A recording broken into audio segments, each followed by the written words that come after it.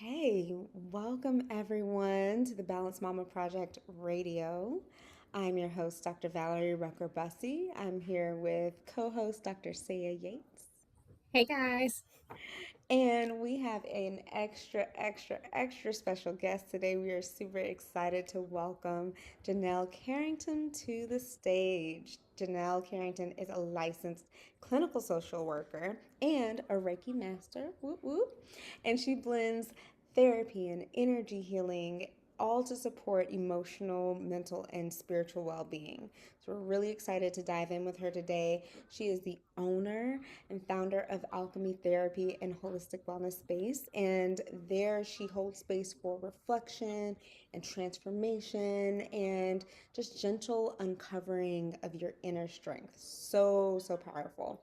And she makes sure that she empowers others to navigate all of life's shifts with clarity and compassion and intention. So we are so excited to get dive in with her today. Janelle, welcome to the stage. Welcome to Balance Mama Project Radio. Hi, thank you so much. I'm so excited to be here with you guys today. Yeah, it's great to have you. So tell us more. What got you into this work that you do?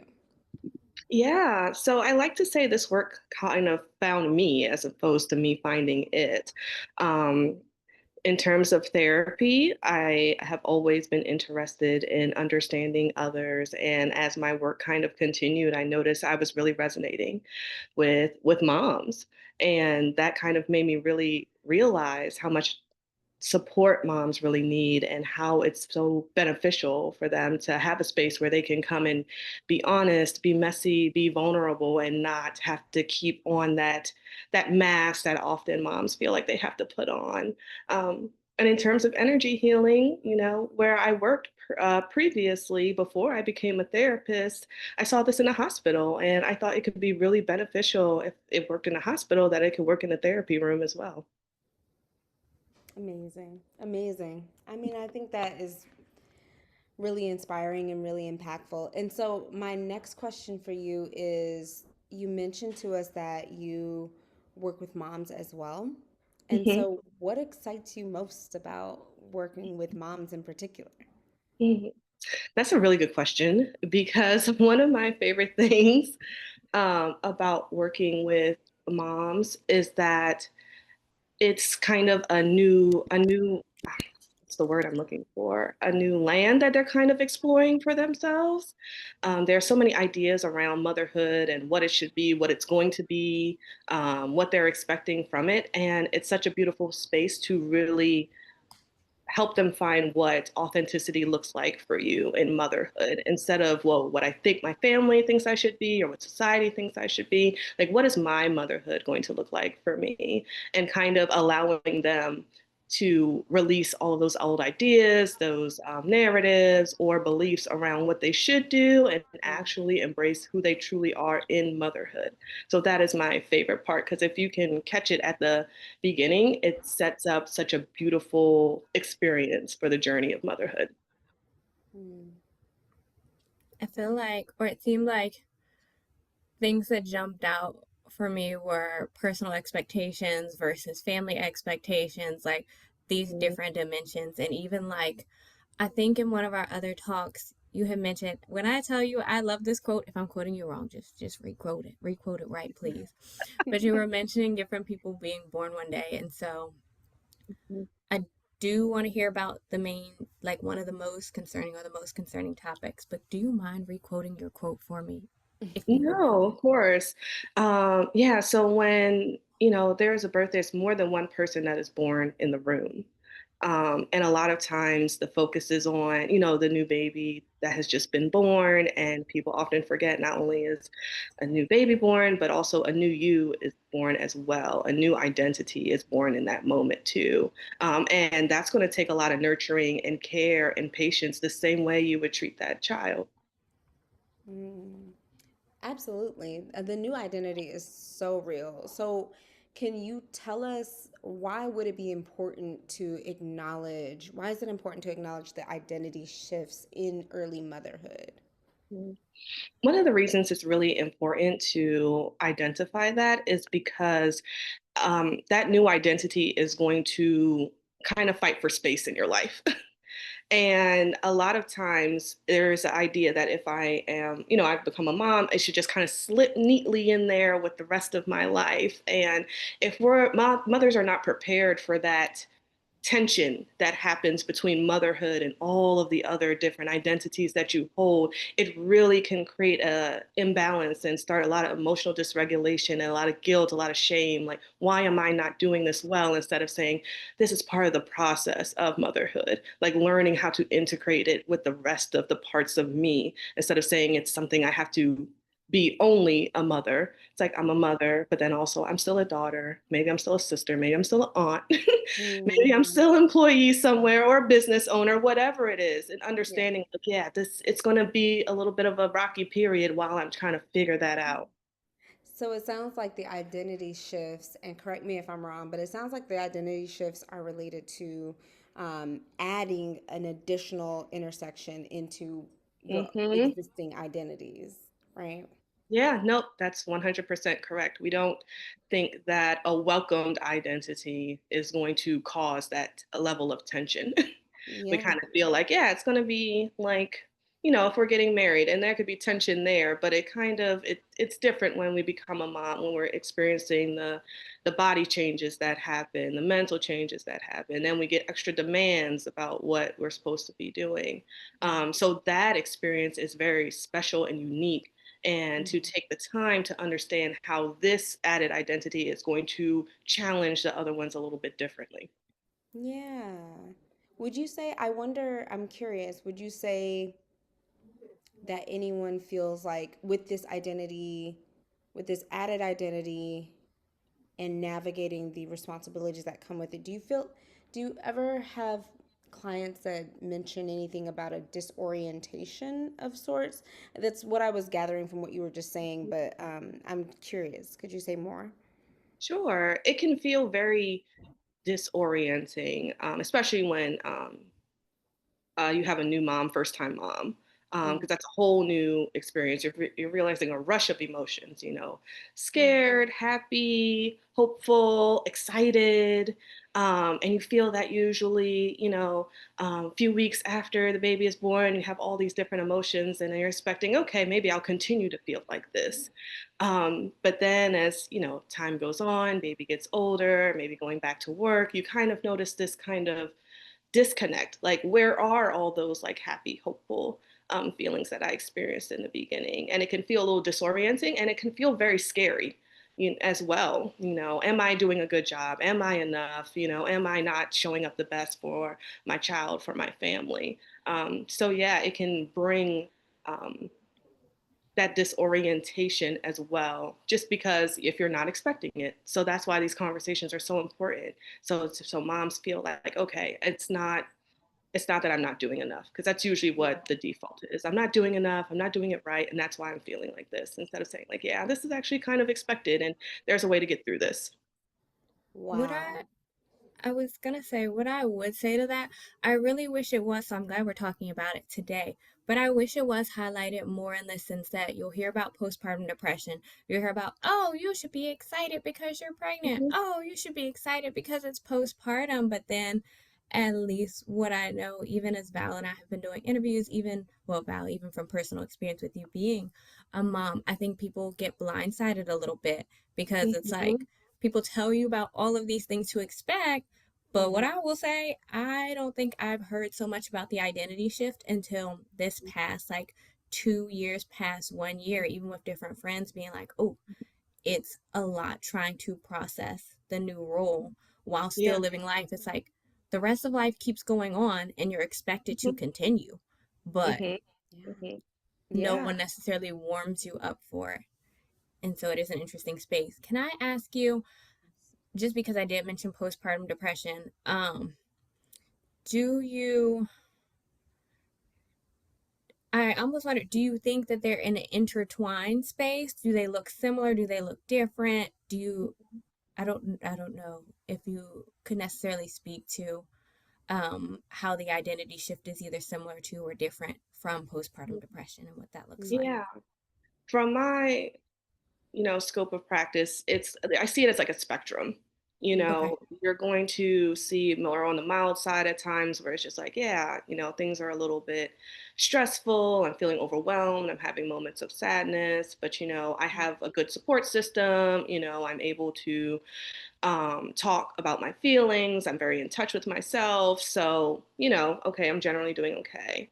And then you have, the other range where it feels a little bit more severe and it's like I'm not doing well at all. I'm struggling to sleep, maybe the things that I Mm. did enjoy um, aren't as enjoyable anymore. So it definitely exists on a spectrum in terms of, okay, this identity shift is to be expected. It'll bring up these kinds of uncomfortable emotions and feelings. But however, there is a line where it's just like, okay, now let's get some added support as well. Yeah.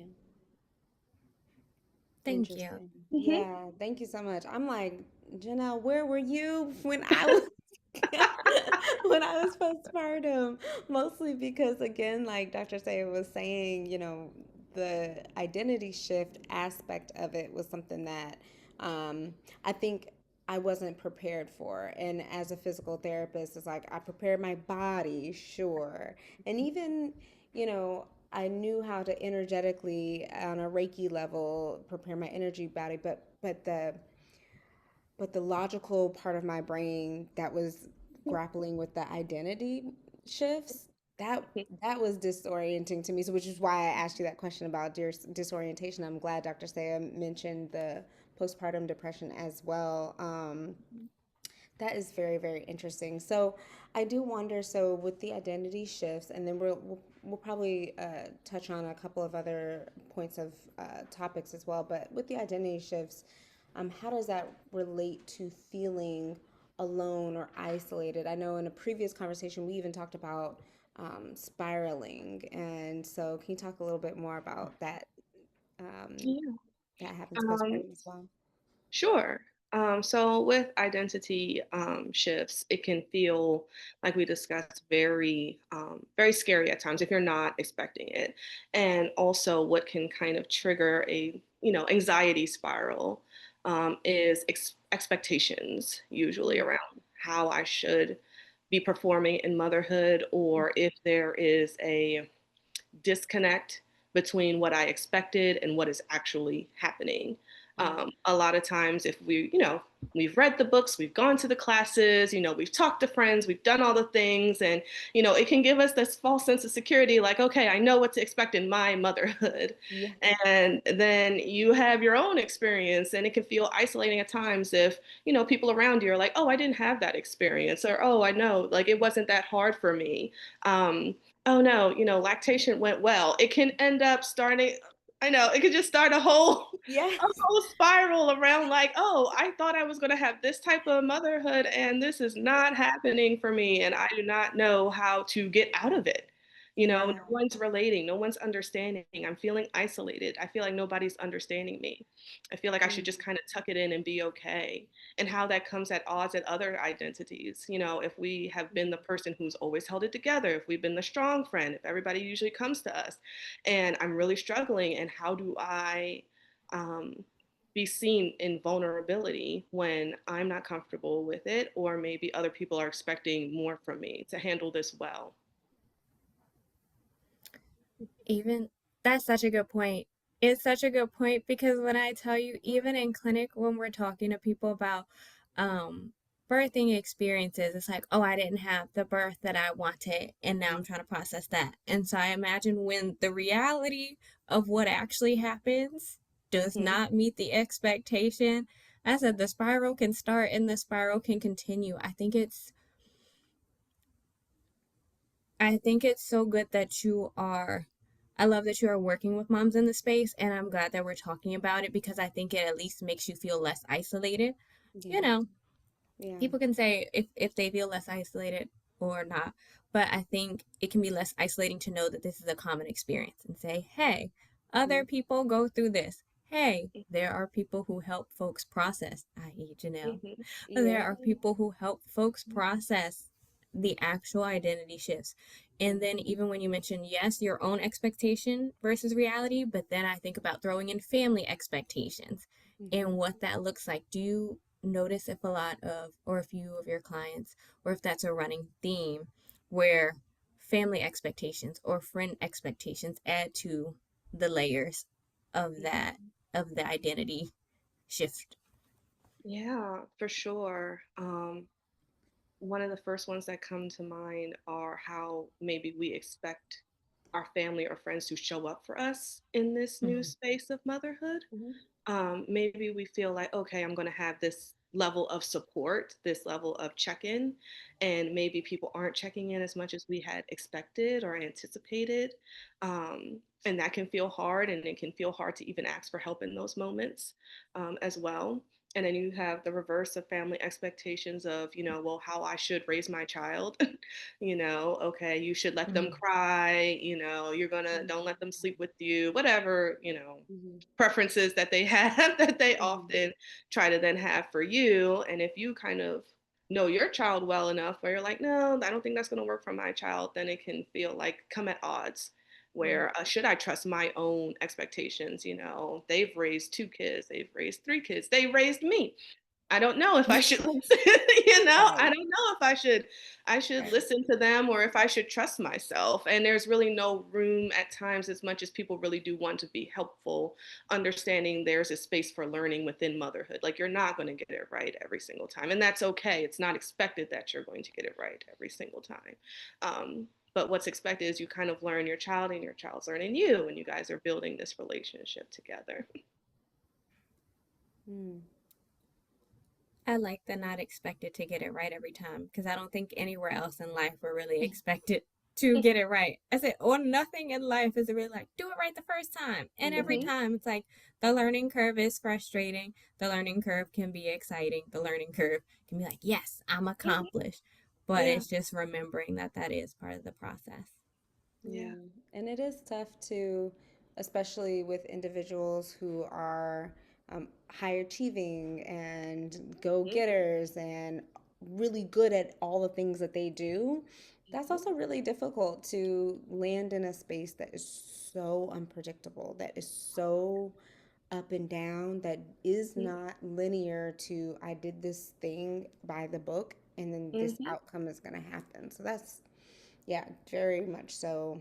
Yeah, no, especially like you said, high achieving women, want to be high achieving moms too. So, when it's chaos, their immediate reflex is, I need a schedule, I need some structure, we need some routine. Oh, And Been it's like, there. okay, but that's not going to work like that in this Nope. situation. You don't have that much control where you can just throw a schedule at it and things will be fixed. Oh yeah, I'm a embarrass myself for a minute. I definitely was that mom. I had this little calendar, this little yes. schedule that was like at this time she ate, at this time she went to bed, Mhm. at this time, but the math wasn't mathing. No. I was real confused, like, but what? But we're off. Now we're off the schedule, and now I need to go see my therapist. Going like, what is happening? But yes, it is a whole thing. It is a whole thing. So I joke that like I needed you during my postpartum, and I know that a lot of women out there. I mean, we've heard from a lot of women. We've heard from a lot of clients, and they really are explaining to us that this is a real thing. The shift that happens. So, what are some tools that you give to your moms who come to you who are preparing for or who are already in early postpartum? What can they use to transition to this new identity? Yeah, I think one of the best ways to kind of practice as they're preparing for the shift is really developing a sense of patience, understanding, compassion, Mm. gratitude with themselves. I know I said a lot of words there, but it's Oh, I so loved it. important. It's just Mm-hmm. so important to be gentle and to be kind to yourself throughout all of this, just as a foundation. Mm-hmm. um, and also being aware of what resources can be available to you if you need them, because sometimes people feel like, hey, I'm not there yet, and that's okay. Mm-hmm. But know who your supports are. You can go to your doctor and ask for a postpartum screening if you feel like, hey, I just want to check in and see if I need to get a therapist. Yeah. um, finding a therapist or knowing where to go, if you do decide that you need a therapist. Mm-hmm. Talking with a friend and saying like, okay, do you mind being my just like support buddy, through this? Maybe I don't want to tell everybody what's going on, but having one person can truly, make the difference as you're preparing for this, because you're already getting slammed with so many books, so many information and things like that. I like to say, just being able to practice some of the simple things with checking in with myself, even if it's 5 minutes a day, because I do tell my moms, you need time for yourself every single day, even if it's 5 minutes. So starting that before can really help with carrying it over during postpartum. Yeah, that's big. The check-ins are extremely key. I love that you mentioned even talking to a trusted friend as well. I wonder, with that, what are some signs that people might need professional help? So if they are chatting with a friend, and they're curious, like, I don't know, maybe I do need to talk to my OB-GYN about getting a postpartum depression screen, or maybe I do need to talk about other interventions. What are some signs that people might need professional help? Hmm. Hmm. Yeah. So if you're noticing the things that usually make you feel excited or you enjoy, that's not really there anymore, feelings of isolation, loneliness, hopelessness, rage, and feel like it's not going away. Feeling trapped is usually a good one. Feeling like I can't Mm-hmm. get out or I'm suffocating. Um, Mm-hmm. Feeling like it's hard to keep up with just, taking care of myself. Maybe I'm not eating, maybe my hygiene, I'm not on top of it. So those are the kind of signs that let you know, like, okay, I think I need some extra support. Mm. Uh, Dr. Val, I was going to say, I'm glad you asked about some of the signs, at least for professional help. Um, I do also, I know the world is not always in the preventative care mode, but I remember having a friend who was like, hey, I already knew I struggled for my first child, so for this second one, I'm going to go ahead and get myself linked up with a counselor ahead of time because the identity shift had gotten her good. Hmm. Um, and so thanks, Janelle, for doing the layout for those and for the self check in. I'm kind of curious if there were words that go with the self check in or if you're just like, yes, how am I feeling? Because I'm like, we check blood pressure, we check all of these vital signs. Mental health does have its Hmm. own, I'm going to Hmm. call them vital signs. Yeah. Yeah. For check-in, what I usually invite my moms to do is take a moment, close your eyes, take a deep breath, and what do you feel? And usually I let them know too, don't go chasing an answer, but just kind of what comes to you. Do you feel tense in your back? Do you feel really anxious, worried, like you can't settle down? Um, Mm-hmm. are you feeling overwhelmed? Is your mind focused on other things? Do you feel tension in your body? Allowing those moments to help develop practice so that you can tell, okay, something in my body is feeling off.